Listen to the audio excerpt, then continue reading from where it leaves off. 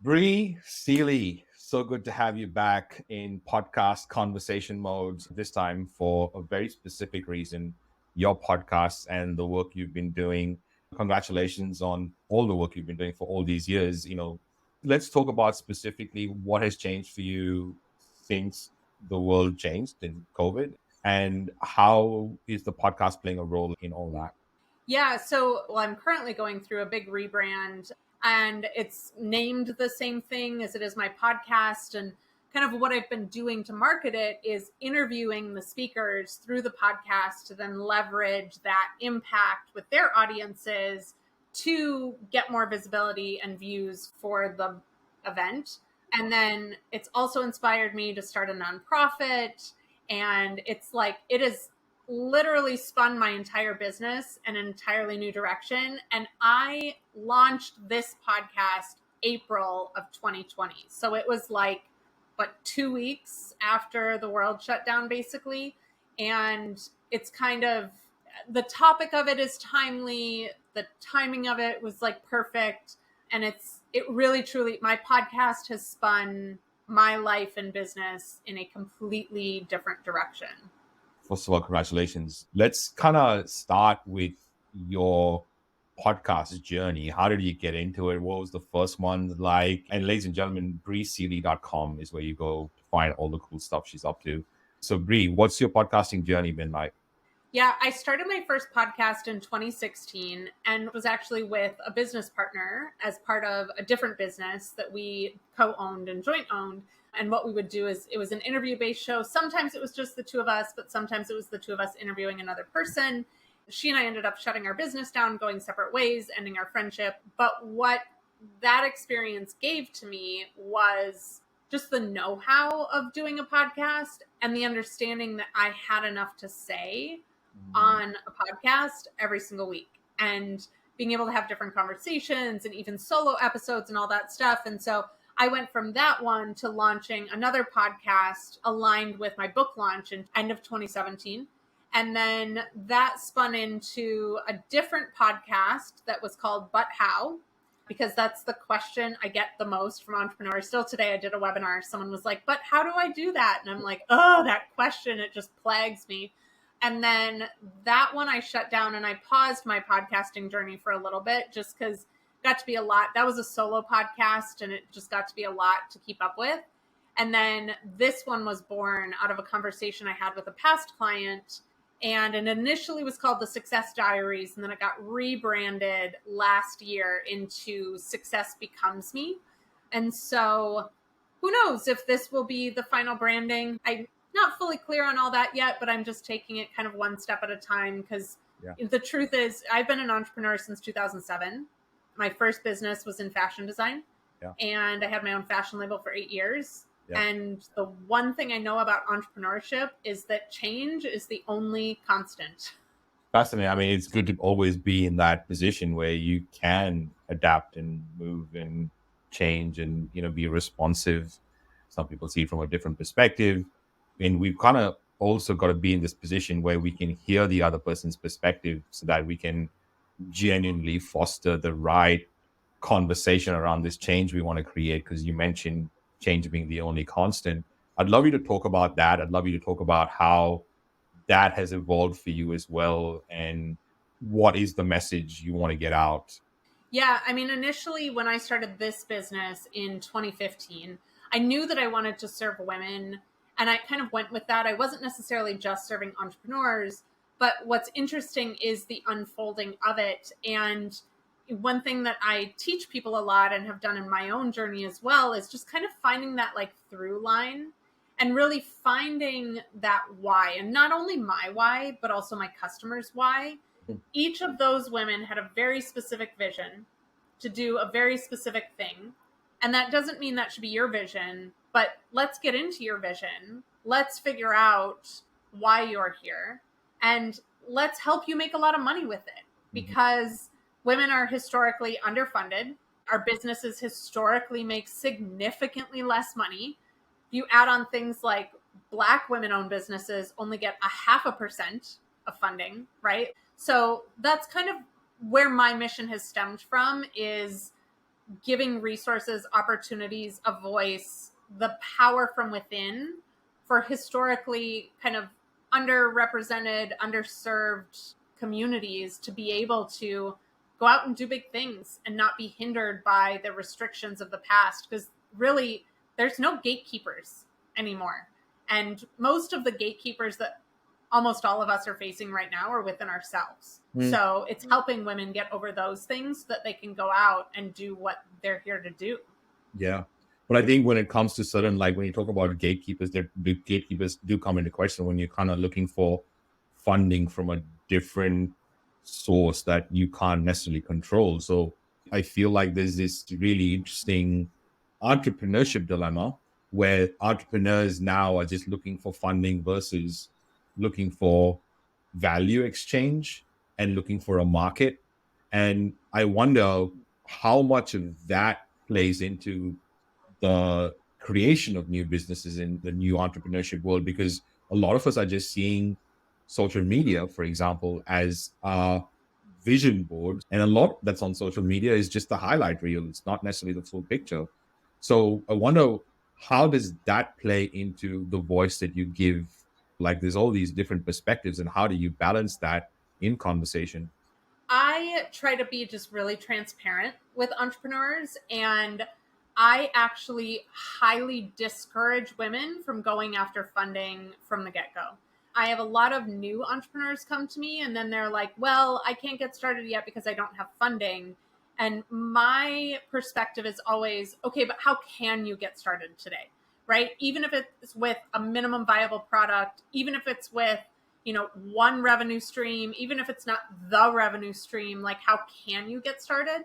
Because this idea of like, oh, well, I'm going to wait until it's perfect. I'm going to wait until I get funding. You're going to spend your entire life waiting.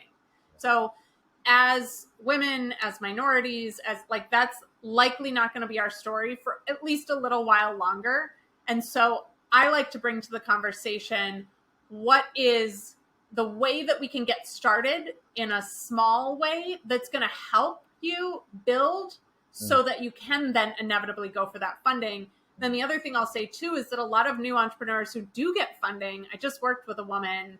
I had a contract with another company and I was working with one of their lenders, and all I thought every time I talked to her was, I wish she had never got funding.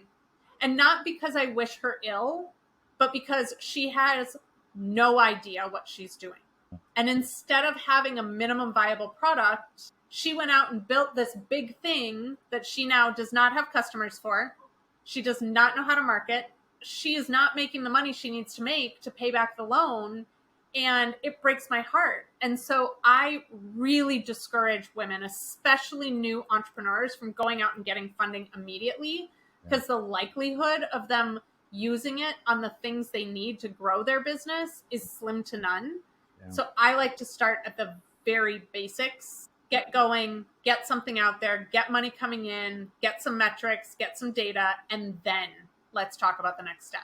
Yeah, I totally agree. And you touched on a really interesting point, which is a pet peeve of mine in the entrepreneurship world, is people that are just learning themselves are teaching others. And it's like this, bunch of sixth graders learning from a seventh grader. And especially in the AI world, where you got to really understand what's going on with the machines and really give proper information as to how we're training the machines, and what's the best way to converse with them, and what's the best way to train them, and what's the best way to get a result and an outcome. And it's been the case, and it's become this new entrepreneurship model. And also this whole school of thought around, why should I lose my money? Let's lose someone else's money. I don't know where they got that from. I'm curious to hear your thoughts on this, because it seems more and more to be out there. Like maybe I'm only noticing it now, that there are health coaches and business coaches that are experts in AI that are saying things that are not true at all. And I'm like, why are you saying it? You don't have to comment on everything, right? There's a lot of people that, kind of like the gold rush, right? That are just clinging on to the next big thing, right? Here's how I differentiate people in these marketplaces. Anyone that says, here's how I do it, follow my 5 steps, is probably full of they're teaching you their pathway rather than teaching you the fundamentals of what you actually need to know. So what I teach, I don't teach like, here's how I did it. I teach, here's the fundamental building blocks of business, period. Like, and so there's a big difference between someone being like, follow my 5 steps, and someone that's like, here's what it takes to actually have a successful business. First red flag is anyone that's like, if you just do what I did, you'll become a 7-figure entrepreneur. No, they won't. They will not. And then anyone whose like biggest testimonial is themselves. Like, for example, if you go to my website, I have a page that has, I think, close to 200 testimonials on it right now. And most of them are video and screenshots. Anyone can put any testimonial on any page with any stock photo and any wording.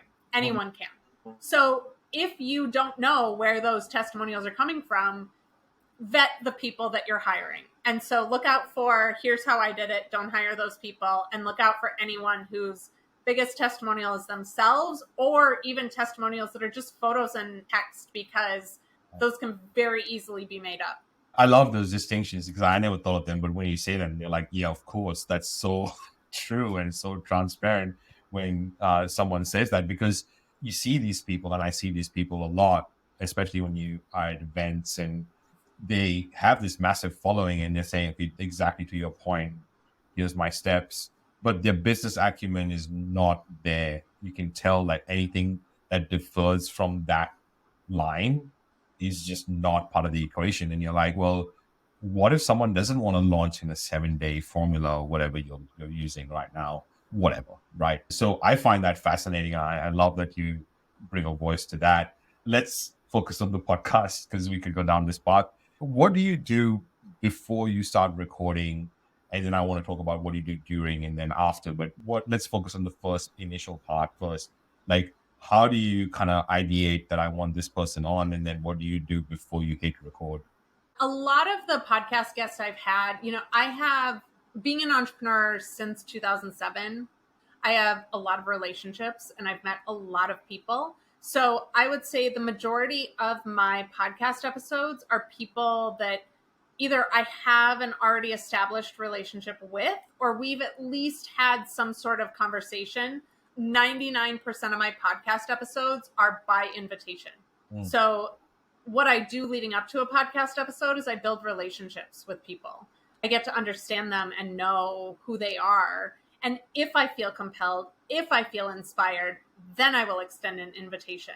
I generally don't have calls with people where like the end goal or end result is, I'm going to invite you on my podcast. I just don't do that. It's just organic meetings that I have. I think you and I had an organic connection, and we just got together and talked. And then I was like, let's do a podcast swap, right? Like years ago. And so most of my podcasts are by invitation. So I already kind of know the general gist or direction, or like maybe they'll say something even just in our connection call that I'm like, that thing, let's talk about that. Would you bring that to my podcast? Like, would you bring that perspective to my podcast? So for the most part, I start with kind of similar questions. And then I don't really prep a lot of questions because I just go with the flow of where the conversation takes us. For solo episodes, I definitely prep a little bit more because I want to have like kind of a clear progression in a solo episode. And then afterwards, I do use some AI tools to help me with my descriptions, my blog posts, my social media posts, my, like all the things, my video clips, all that stuff. And then everything gets shipped off to my assistant, and she makes magic happen in the ether that I have nothing to do with.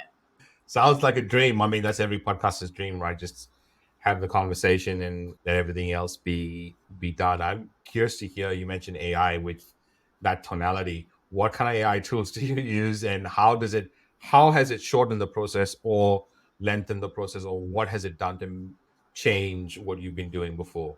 Yeah, so there's a great tool called Vidyo. It's VIDYO.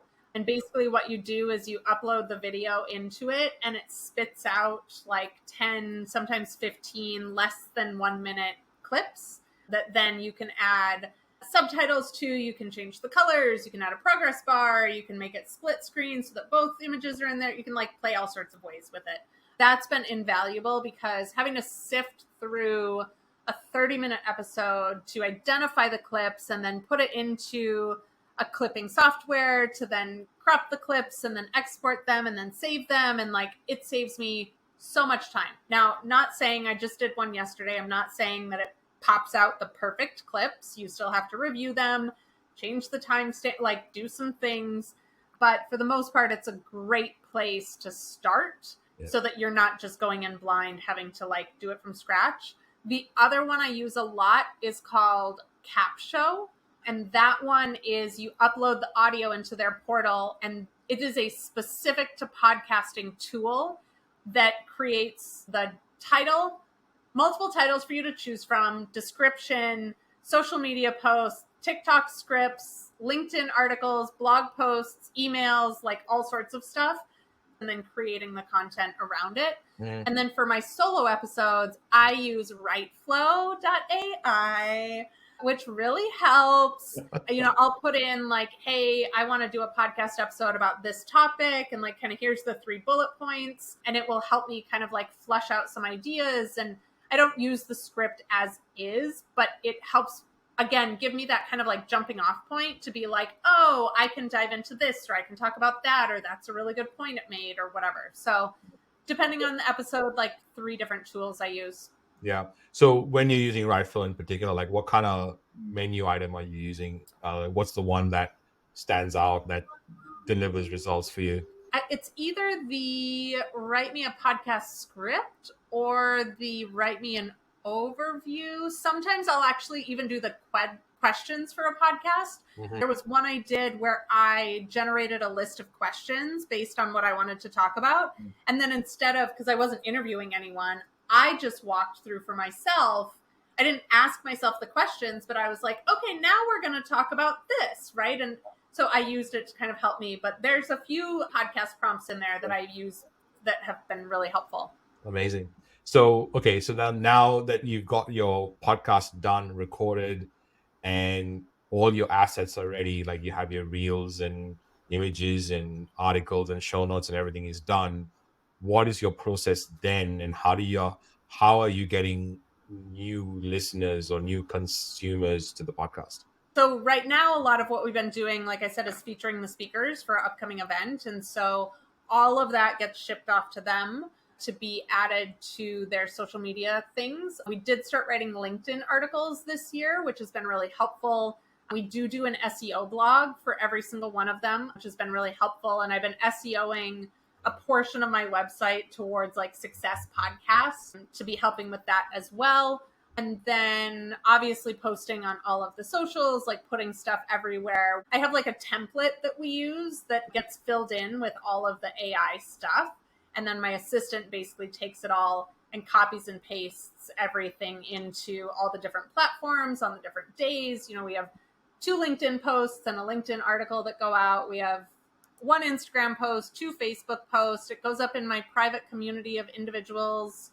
Like, it just, all the things. Yeah. I've been thinking about adding YouTube to it. I haven't gotten there yet, but it's like here. It's like percolating. It's big. If I can push you over the line, I think you should, because they are favoring the YouTube podcasts, and a lot of people are saying that when you ask them, where have you heard the podcast, they're saying YouTube, even though Apple and Spotify have been around for ages. It's funny that a lot of people are saying YouTube, whether they've heard it on YouTube or whether they've heard it somewhere else, but they just think it's YouTube is also really interesting. So yeah, I would say. Have you started using the YouTube podcast section? Yeah. I've started using that and started to. So yes and no. So with the new podcast, my AI Love Affair, it goes on to YouTube, and I wanted to have the first few weeks without switching on the podcast, so you can create your own podcast. So from next week, we're going to switch that on and see the difference. But we can already see the difference right now in posting for my AI Love Affair versus We Are Podcast, for example, and also posting shorts. And even though it's such a new channel, I mean, like for me, I think that a new channel, even getting 100 new listeners, watchers, anything, audience is way better than not, right? And that 100 will hopefully grow, and something is better than nothing. And, you know, YouTube's been pretty good for the new show for sure. Awesome. Yeah, I'm interested. I just haven't pulled the trigger yet, but a lot of it is once things get onto my computer, I immediately delete the video. And so I Yeah. just haven't had the videos of my podcast interviews to put up there, but I think it might be something after the conference, the live event is over. I think that might be something that Yeah. I do. I think having a proper video strategy and then an audio strategy as well, like, having those is going to be the new way forward, because video is being prioritized in a lot of these platforms. So we kind of need to capture it, which was never a thing before. Let's talk about this new pivot in the business. It's obviously exciting you because you can hear it in the way you're saying things. How is it structured, and why is it structured like this? And what's the goal for the year? Yeah, so I am rebranding my business and I'm actually getting rid of the two revenue streams that have been in my business since 2017, I think. And I'm not getting rid of them because there's anything wrong with them. In fact, they're actually really great revenue streams. They've made huge impacts and done great things in the world. I'm just taking my business in a different direction. And so, with the advent of the nonprofit, I was like, okay, what impact do we want to make? Like, yes, it's for women entrepreneurs, but what are we actually doing with it? It's not just hosting an event. Like, what are we actually doing? And so, what I'm doing is my one program, which is specifically for new entrepreneurs, is basically going to start being run by the nonprofit. And what we're doing is basically getting funding and creating endowment scholarships to be able to run at first, so 2024 will be the first year, 100 individuals through that program, under-resourced, underrepresented individuals who maybe can't afford to go through an entrepreneurial training program. To be able to go through this, it's 6 months. They get 3 coaches, they get community support and mentorship, they get 12 modules, they get like all sorts of stuff to help them go from whatever their idea is to stress testing their idea, making sure that it's, going to be viable in the marketplace, to launching their business, to then having support on the other side as well. I think about, there's a community in Tulsa that is severely under-resourced. They just got a grocery store, right? Like, I met a girl who grew up there and she told me about how her and her mom had to take the bus 45 minutes to go to Walgreens to get toilet paper in each direction. You think Wow. about, a single mom who is probably working at least 2, if not 3 jobs for 10, 12 bucks an hour, who has to take an hour and a half out of her week to go buy toilet paper. Like, it just breaks my heart. And there's so many more options available that I'm like, we need to be teaching these individuals what it's like to build businesses and giving them the tools and knowledge that they need and support to do this. Because if you think about a community like that, say 100 individuals from that community are going through this entrepreneurial program and launching businesses. If each of those businesses start bringing in even $5,000 a month, that's $500,000 a month in that community that was not there before. Then let's say those entrepreneurs get up to 10 grand a month. That's $1 million a month of cash infused into that community that wasn't there before. Like, I just start thinking about the possibilities and then even the lives that it's changing, not only for that single mom, but for her kids, right? She's now not working 3 jobs and she's able to be home with them more. She's able to, like, it's such a shift for me that I'm like, I'm still going to be coaching and consulting entrepreneurs. I'm still going to be doing all those things, but this to me is more of my legacy. Like, I want to be telling these stories of these women that had kind of no opportunities available to them other than a $10 or $12 an hour job, being able to just radically shift their entire life and the lives of their kids as well. I mean, I don't know. Huge. And being the example, because that's a lot of the thing, like being the role model for the next generation is such a huge thing. Ladies and gentlemen, briseeley.com is where you go to find all the cool stuff she's up to. And when the rebrand's done, you'll find the new podcast on that site. Thanks, Bri. This has been awesome. love catching up with you and love hearing all the cool stuff you're up to. I feel like every time we do this, there's another date in the calendar put for the next one because it's so much fun. Thank you for being here. Thank you for having me, and excited to see what comes next for both of us. You with Right Flow and AI, and me with Infinite Horizons and the nonprofit, and just taking over the world. Aren't we just meant for that? Thanks, Bri. Thank you.